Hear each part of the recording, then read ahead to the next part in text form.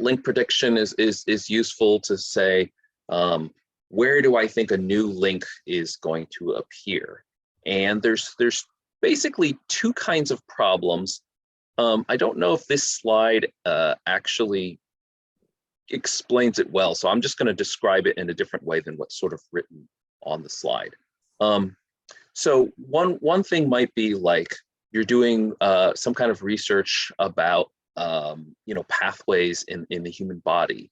And so there's things that we have discovered and there's links that we know exist, okay? But there's also places where we just simply haven't studied it. And so what you want to do is you want to be able to do a prediction about a pair of nodes and say, is there or isn't there a link between them? And so what you can do is you can train a model based on the places where you know you have links and the places where you know you don't have links. And then what you can do at prediction time is you say, here's two nodes of interest. Tell me whether or not you predict there is a link or not. Okay. And if you do this, then generally speaking, you think of this as the problem space is fully defined. Okay. So we have all the different things going on in the human body. We sort of can enumerate all of them. I mean, I know it's not like a fixed thing that we know, but you can conceptually, you can enumerate all of them and you just simply say, I want to know, is there a link between A and B? The other way that this problem is formulated is you have graphs that grow over time in a way that is very clear and transparent. And so the best example I've seen of this is a citation network.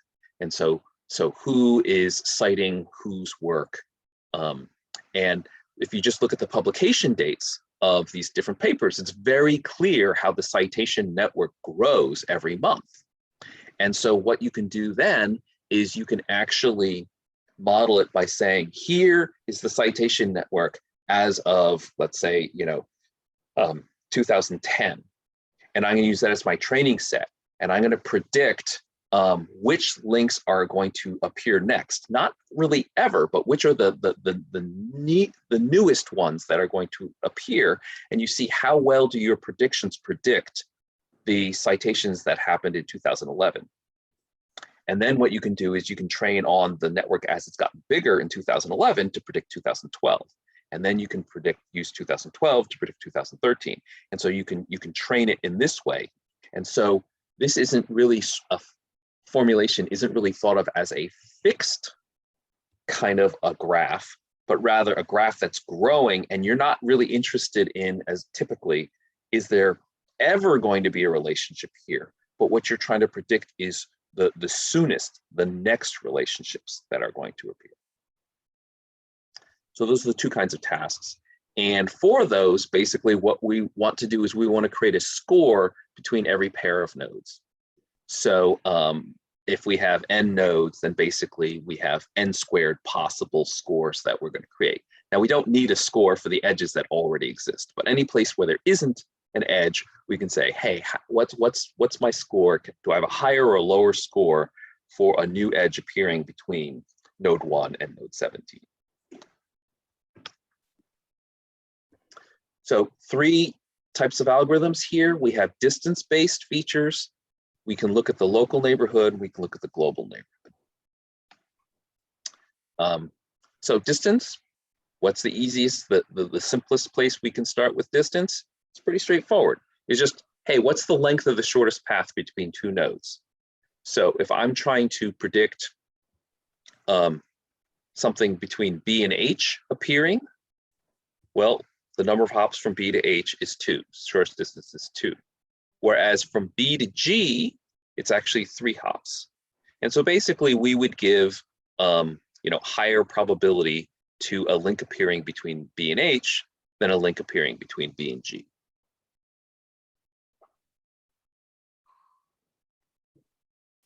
If you think about this a little bit, you'll notice that there's a problem with this algorithm in that nodes with very high degree are going to tend to have shorter distances to everything else just because they're super high degree. Now, that may in some cases be what you're trying to capture, but in a lot of problems, that's not really the way you want to formulate the problem. So what we want to do is we want to sort of normalize this metric based on whether my node of interest is high or low degree. And so one thing we can look at is this local neighborhood overlap. So in this case, if I look at nodes, what are we looking at here? A and B, okay, the green and the blue nodes. The neighbors for A is just C, and the neighbors for B are C and D, and so the overlap between them is this one node C. All right, so we can say that A and B have one common neighbor. But if you were to look at, for example, B and F, they have two common neighbors, both C and D.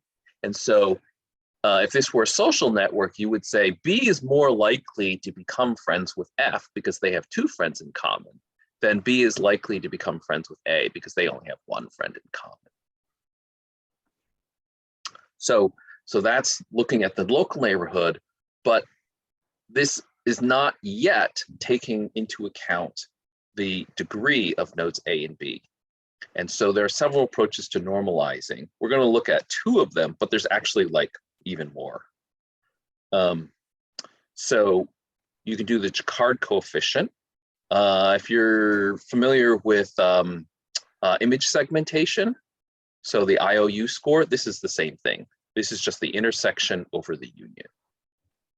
Okay, and so in the case of nodes A and B, we say that there's 3 nodes in the union of A's neighborhood and B's neighborhood. Sorry, did I say there's 2 in the union, and there's 1 actually in the intersection, C, and so 1/2. That's our Jaccard coefficient. And then a different normalization is the Adjacency, in which case you've got this log happening here. So basically, it's a different amount of scaling. So basically, kind of saying that as the degree of B grows, it's not really growing proportional to 1 over the degree. It grows, the higher your degree is, the slower the impact of this. And so that's why you take this log there.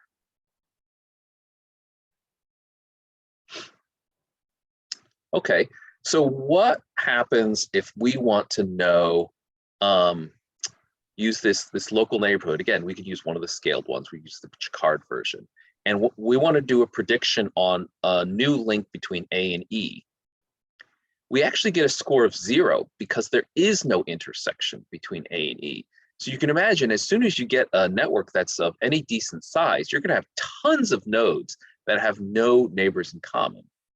So yeah, it's fine to say, Ted is highly likely to become friends with Bob because they have 3 friends in common. But what is the likelihood of me, becoming friends with Mary if we don't have any direct friends in common? It's still a non-zero chance of us becoming friends. So we need to extend this concept from a local neighborhood to a global neighborhood. What's one of the algorithms that does that? One of the algorithms is called the Katz index. And what this does is it looks at not just one hop connectivity between the 2 nodes, but it says, I'm also going to look at how many different ways I can do 2 hop walks between these nodes. How many ways can I do 3 hop walks?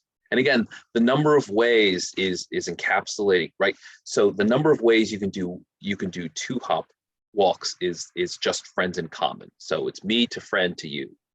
And if it's a 3 hop walk, then it's, what about 4? What about 5?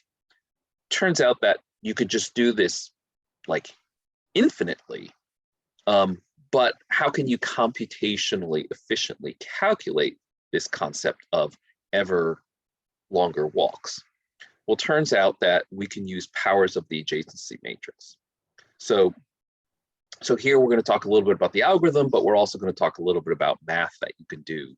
And you will see that for a number of these algorithms, kind of using the math, the properties of the adjacency matrix,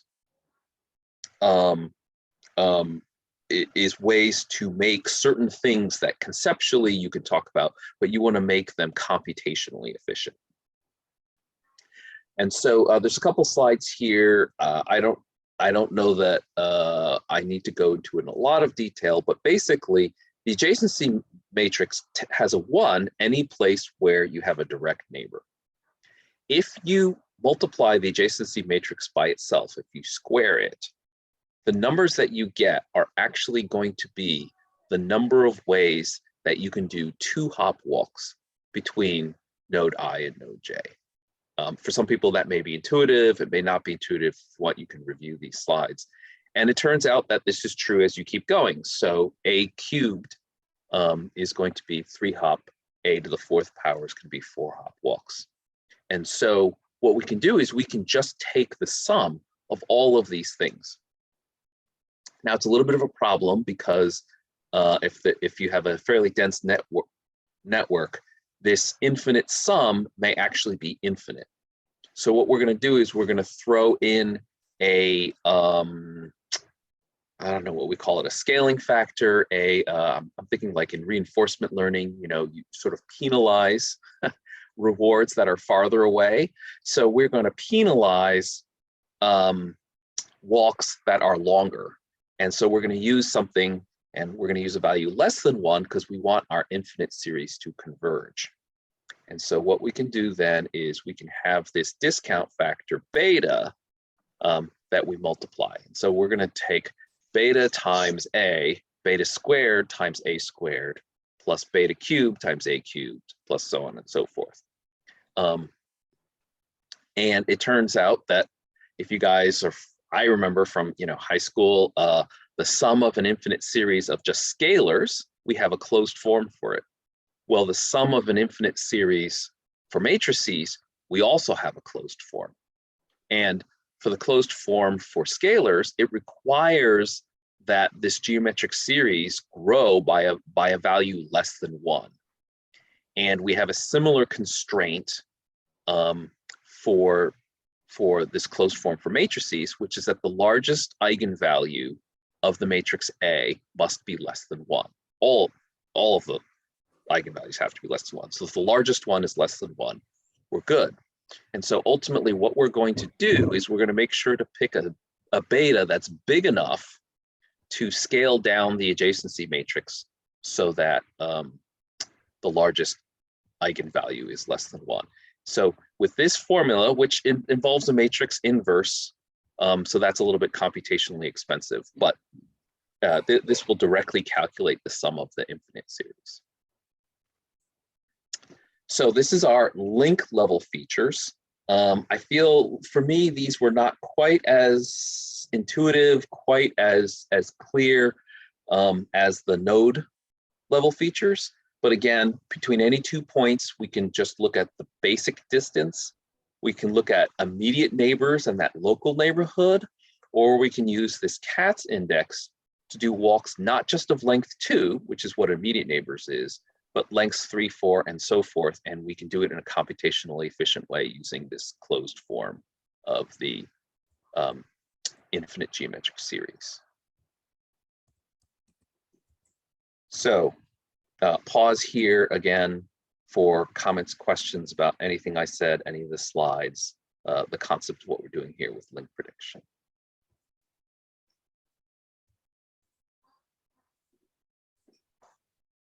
We're good?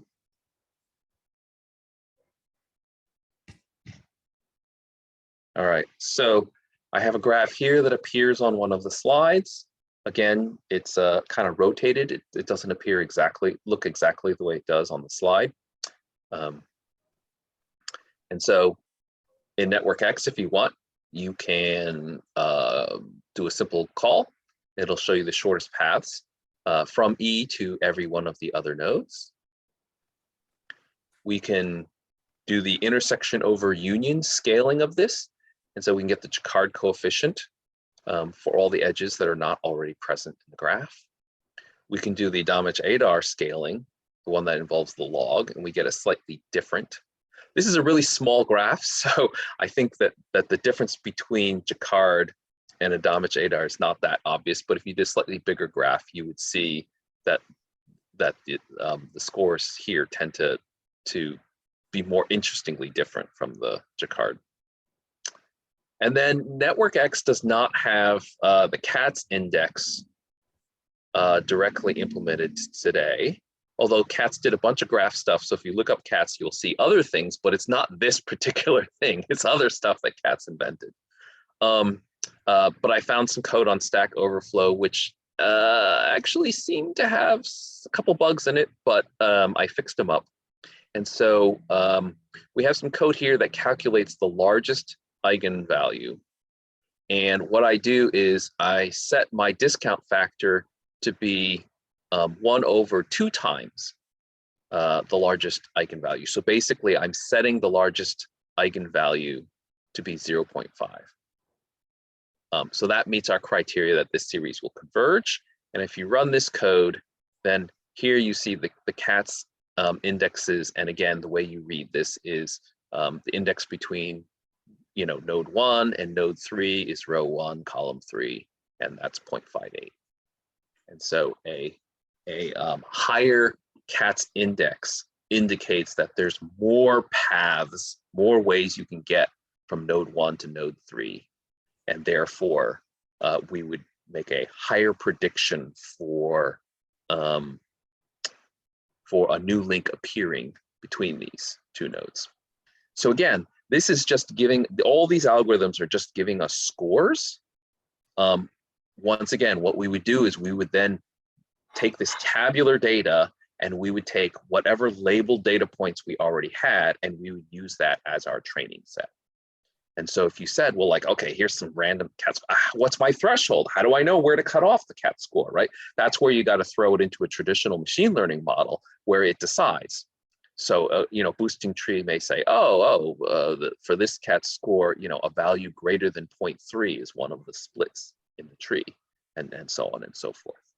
So we're not using these numbers raw. We're just feeding it into a logistic regression or, a gradient boosting machine or something like that. Ted, a question. Please. Is there any sense to is that the 0.167 is the chance of getting from 1 to itself?